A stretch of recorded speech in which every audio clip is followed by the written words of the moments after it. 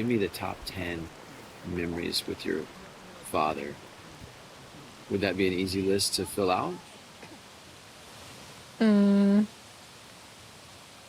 Maybe 5.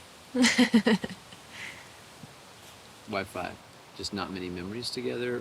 Yeah, growing up, Dad had his own business, and so wanting to provide for us, spent a lot of time at work, and so we just didn't have physical time and space together. So yeah, we did a lot of things without Dad, and it became normal, but it never felt like what we wanted exactly.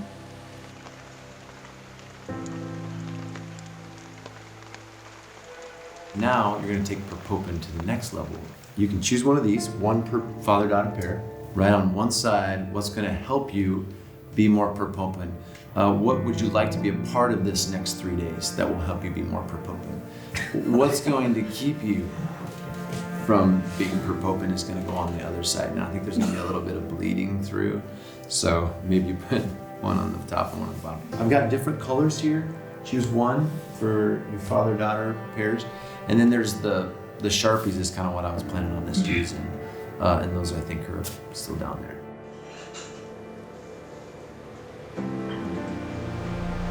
We put Perpopen in the middle to remind us of our goal.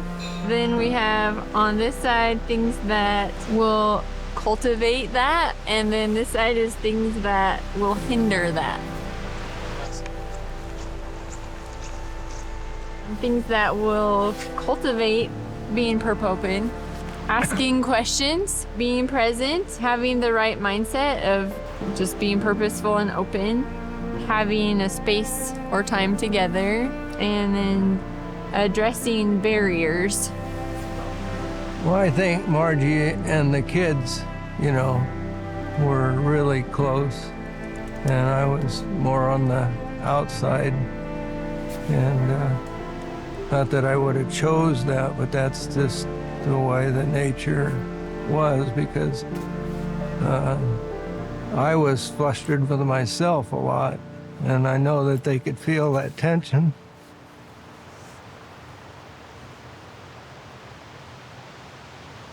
Yeah, and we were together all the time, and Dad was at work, so it just kind of happened that way. We thought things that would hinder it would be functioning on autopilot or in the same way that, we always have, just living in regrets. And I have a lot of them, just the way things went when I was in the lab and was chemically poisoned, and the differences in before and after effects of that. So, yeah, it was pretty dramatic. So, yeah. So regretting not changing it sooner. Yeah. Yeah, when Margie first said, you got to get out of the lab because I can see that it's killing you, I didn't know what else to do, because that was my job, and I wanted to provide for the family. And instead of stepping out and saying, okay, Lord, now what? I hung on too long.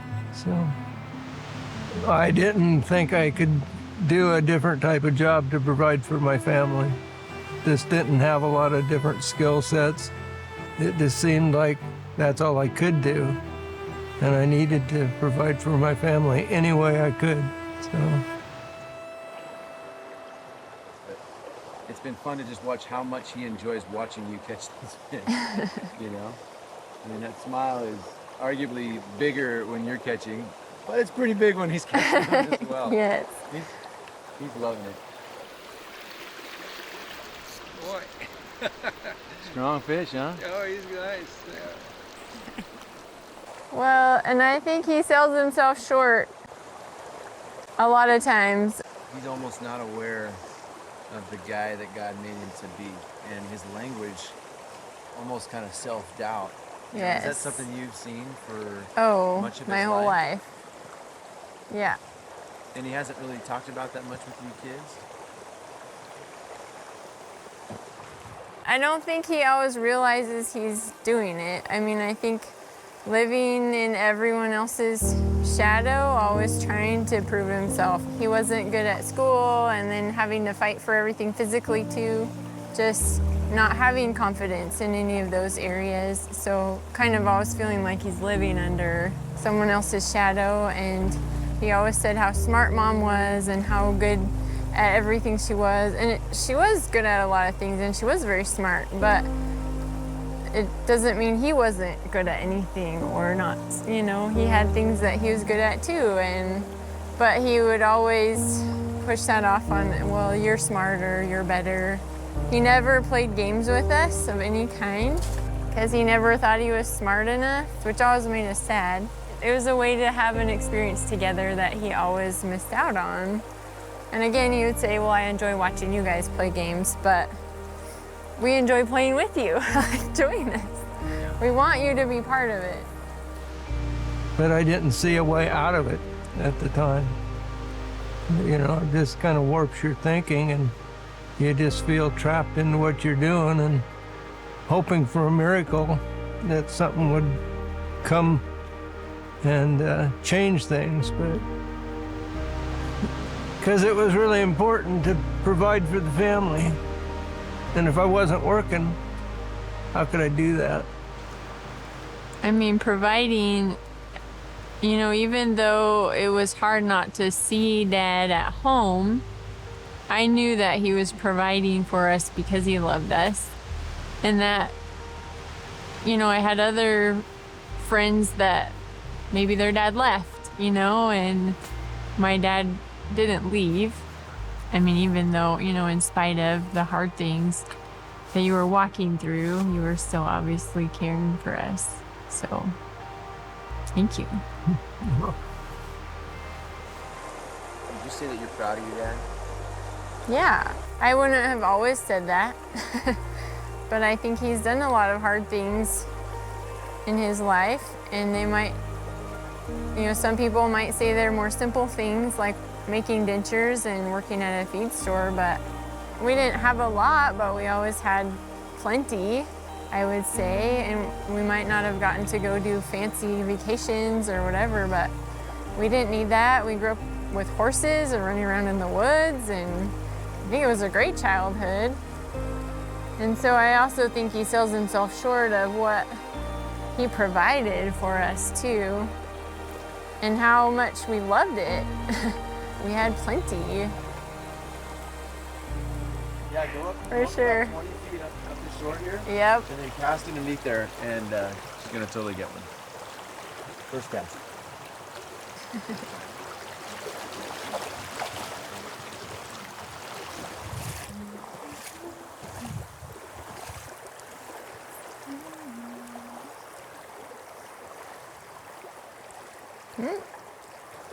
Get over there.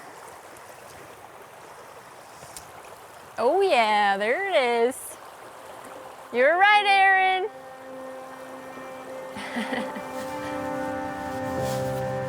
You share a moment when you first felt the full weight of being a father to a daughter. The thing I remember, we were leaving the hospital. It was probably about 3 o'clock in the morning after you were born, because we were leaving the hospital because we were going home. And we had gotten you buttoned up, all in your car seat, and I turned around, and all I could see these pretty shiny eyes looking right at me. And I tell you, that was really great.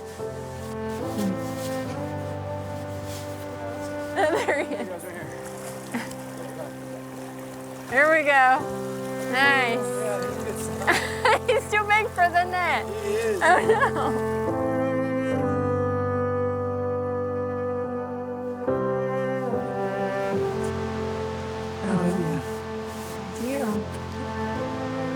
Yeah, and I'm thankful. I mean, looking back on your life, your value and your worth, like, you came into this world and you weren't supposed to live, but you did. So obviously God, you know, has had something very special in mind for you since you were a little baby brought home in that shoebox and you weren't supposed to live. And so fighting through those things in school and, you know, family stuff and being sick. And I just want to say thank you for choosing to stay on God's path and not just, you know, this isn't even fair, this, whatever, you know, people make other choices. And so thank you for not leaving our family and for not leaving God's story, I guess. There is more. You have worth, you have value, and don't listen to the enemy anymore.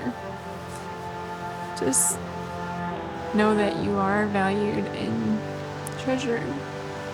And it's important that you're here. So thanks. Love you too.